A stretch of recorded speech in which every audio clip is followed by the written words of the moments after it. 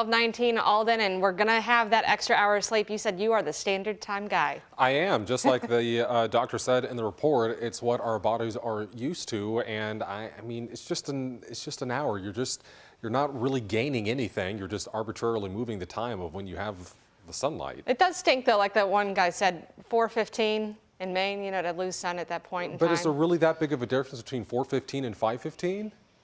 Yeah.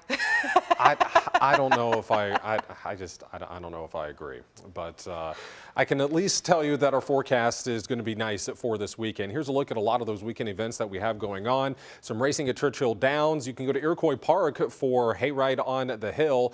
U of L and Illinois football are at home for Indiana football at home this weekend tomorrow, and the Palace on Sunday. Nathaniel Ratliff will be in town. Here's a look again at that Cards football forecast as they take on the Virginia Tech Hokies. Temperatures will be in the 60s for tailgating, climbing into the middle 60s for our afternoon highs. Not going to be too breezy. We'll have that wind out of the southwest around 10 miles per hour. Kickoff is at 3:30 tomorrow. As for Indiana, they're taking on the Wisconsin Badgers. Kickoff is at noon, so temperatures will be a little bit cooler, but still very nice football weather in the 50s for the tailgating and getting closer to the high temperature in Bloomington into the early afternoon hours in the low 60s once that game is finished. Futurecast is looking pretty quiet for us still, as I don't expect any significant weather over the next several days. Clouds will increase overnight, but will be staying dry. Temperatures will fall into the 40s. I don't quite think we'll get up to 70 degrees tomorrow, but again, with that southwest wind,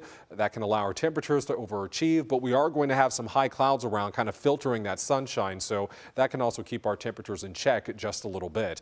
We're looking to stay dry throughout our Saturday night. Sunday morning starting off quiet as well. Those numbers back into the 40s, but will be, again, almost a copy and paste day, except I think we'll see a bit more sunshine. Those high temperatures on Sunday in the middle 60s, and clouds trying to push back in here overnight Sunday into Monday, which should be a fairly warm but windy day for us. I'll talk about that in the extended forecast. Looking ahead, though, to Election Day on Tuesday, we could have some spotty showers across the region, but thankfully I don't expect any very heavy rainfall, certainly no thunderstorms or severe weather, nor do I expect this to be a big statewide rain event for Kentucky. But if you are planning to vote on Election Day, just keep an eye on that forecast before you head out the door, so in case there is a line at your polling place, you can have that umbrella or rain jacket handy. Still some lingering light showers perhaps into Tuesday evening, with another opportunity for some showers coming through our Wednesday. Hometown forecast for today: fantastic Friday with that sunshine, highs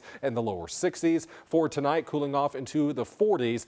Not going to be quite as chilly as it has been the last couple of nights, but mostly cloudy for us and likely staying dry. Here's that 7-day forecast showing 74 degrees on Monday, running about 10 degrees more than average, but it's going to be fairly windy. I think we'll see winds gusting 25 to 30 miles per hour.